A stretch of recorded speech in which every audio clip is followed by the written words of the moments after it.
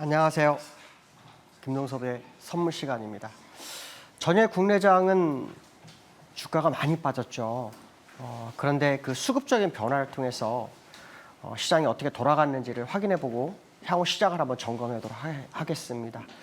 어저께 미니 선물 시장을 보는데요. 제가 항상 미니 선물을 가장 먼저 보여드리는 이유는 우리나라는 맥도독 장세입니다. 꼬리가 몸통을 흔드는 시장이기 때문에 옛날에는 선물이 국내 시장을 움직였지만 지금은 미니 선물부터 움직이기 시작합니다. 그래서 미니 선물을 맨 처음 보여드리는데요. 전일 제가 말씀드리기를 외국인이 매수를 했다고 말씀드렸죠. 그래서 추후를 매수를 하는지를 봐야 한다고 했는데 장 초반에는 사실 외국인이 매도를 했었습니다. 여기 보시면 파란색 선인데요. 계속 매도를 하다가 2시쯤 되면서 외국인과 기관이 교차하는 시점이 딱 됩니다. 그러면서부터 외국인은 매수를 쭉 합니다. 그래서 일자별로 한번 제가 미니 선물 모습을 보여드리면 일자별로 보시면 외국인들이거든요. 외국인들이 4일 전부터 매수를 합니다. 그래서 거의 900억, 1000억, 700억 이렇게 매수를 하죠. 이 얘기는 무슨 말이냐면 외국인들이 그동안 매도했던 부분을 정리하는 과정입니다.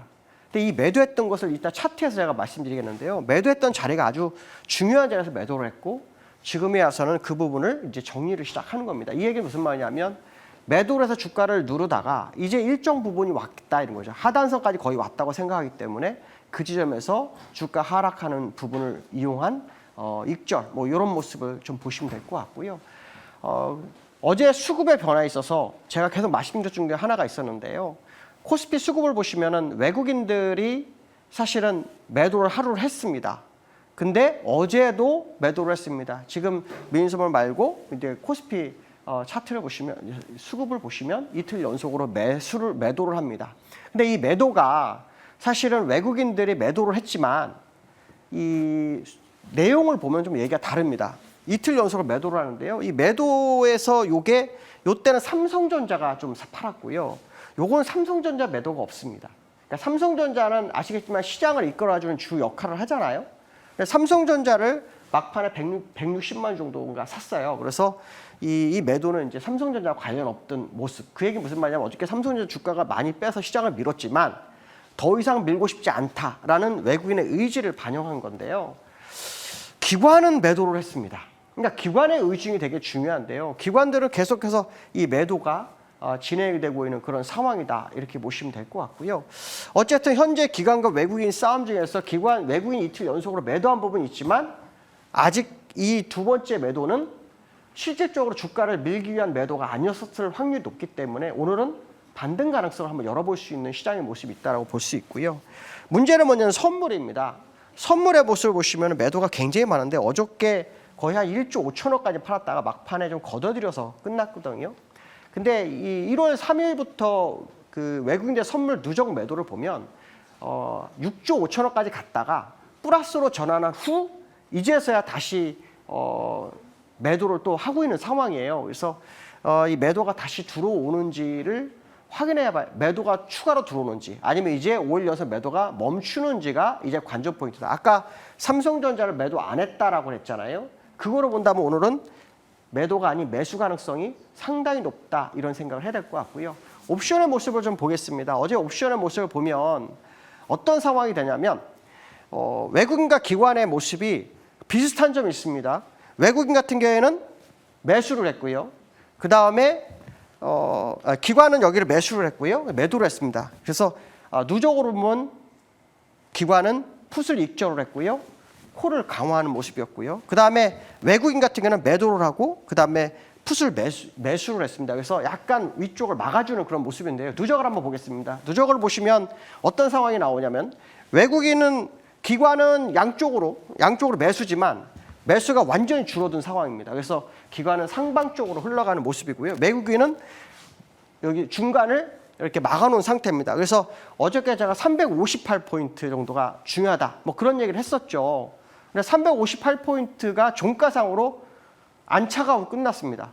어저께 356 정도까지 밀렸다가 올려오면서 358에서 끝났거든요. 그 부분은 상당한 의미를 부여할 수 있겠다. 이런 생각을 해봐야 될 것 같습니다.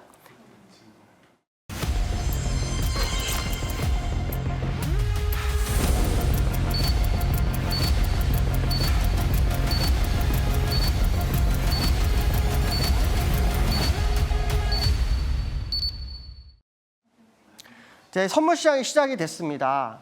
제가 아까 말씀하신 선물이 약간 상승 출발할 가능성이 있다. 뭐 그런 말씀 드렸었죠. 어저께 제가 선을 그어놨던 부분인데요. 오늘 이제 하단선을 이렇게 정해줬습니다. 요 음봉이 어저께 만들어졌는데 이 음봉에서 요 저점의 가격은 여기에 나와 있습니다.